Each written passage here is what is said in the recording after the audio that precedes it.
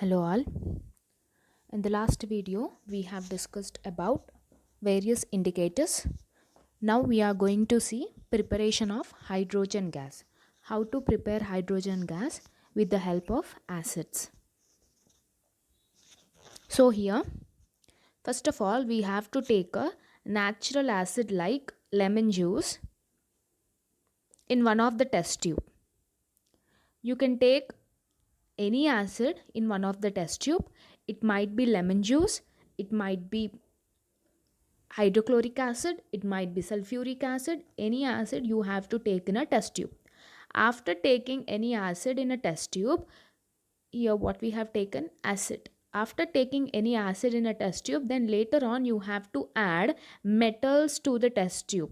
Metals can be any metal like copper, zinc, magnesium, iron, brass, aluminium. Any metal you can add into the test tube.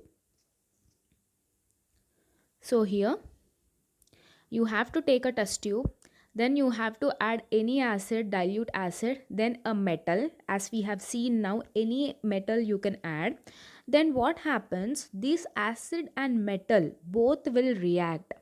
Acid plus metal, these both are going to react and produce a gas called hydrogen gas. When this both reacts, it produces a gas called hydrogen gas. So, how do you know that hydrogen gas is only produced or coming from the test tube? How to confirm whether it is hydrogen gas or not? Any acid, when it reacts with the metal, okay, you are going to get hydrogen gas. But how to confirm that that is an hydrogen gas? For that we have a simple thing. To confirm the presence of hydrogen gas, you have to take a lighted matchstick or a burning matchstick, and you have to bring the burning matchstick near to the mouth of the test tube. When you get the burning matchstick near the test tube, near the mouth of the test tube, the fire puts off and the fire puts off, and you are going to get a pop sound. When the gas is releasing, when the hydrogen gas, it burns with a pop sound.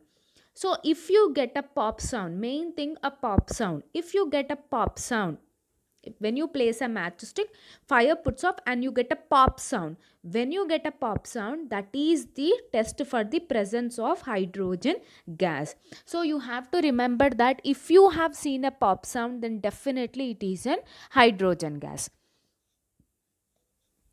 So here by this we understood one property of acids, that all acid reacts with metals. So this is one of the property you have to remember. Acids are going to react with metals. This is the property. Now we have to know about hydrogen gas.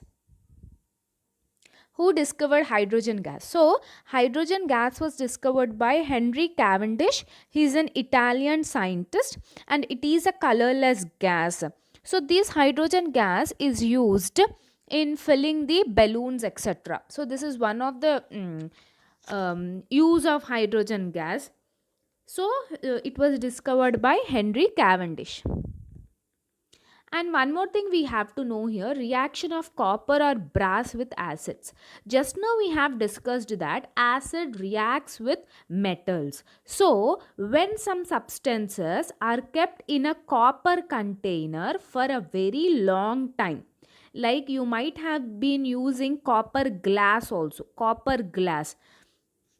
So continuously, if you store any substance, whether it might be water, whether it might be food, or whether it might be any substance, when you continuously store the substance in the copper container or a brass container for a very long period of time, then a blue green layer is formed in the inner sides of the container.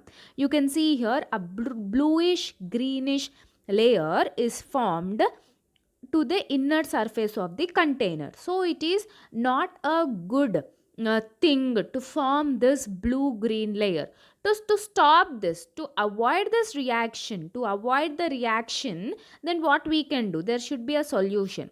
So to avoid this reaction, So to avoid this reaction, the inner walls of the copper is coated with the tin.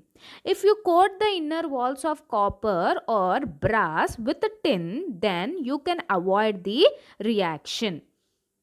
So this is about reaction of acids with the copper or brass or metals. Here we can even discuss about acid rain. Acid rain, here we can discuss acid rain.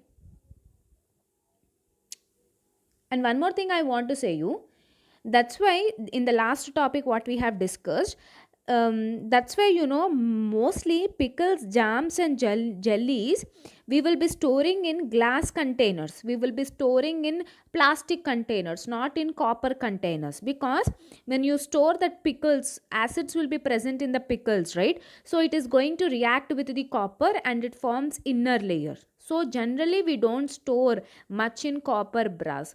If ever you want to use, you are going to coat it with the tin. Now we have to discuss about acid rains. So acid rains, what actually acid rains do? Acid rains cause damage to buildings and monuments like Taj Mahal, and acid rain is also very much it causes very much damage to our skin. So generally, from where do we get this acid rain? Industrial waste. Industrial waste gases contain sulfur dioxide, nitrogen dioxides. Industrial waste from the industries, generally sulfur dioxides, nitrogen dioxides, or else carbon dioxide will be released into the atmosphere.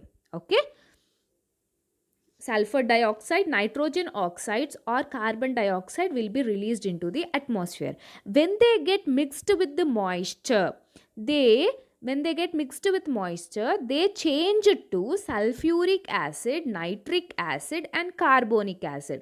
When these chemicals mix with rain or moisture, it changes into sulfuric acid, nitric acid, carbonic acid.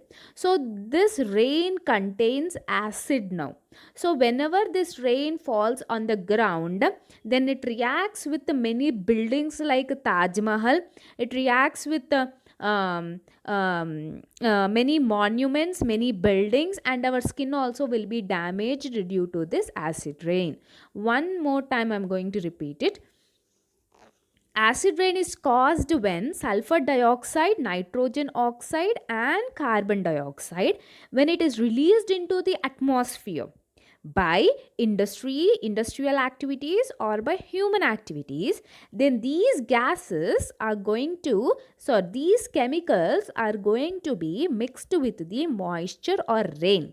Then when this rain falls on the ground, then we get the problem. It reacts with the buildings, it reacts with our skin also. So this is about the acid rain. So one thing you have to understand, that acid reacts with metals. So in the next class we are going to see preparation of carbon dioxide gas.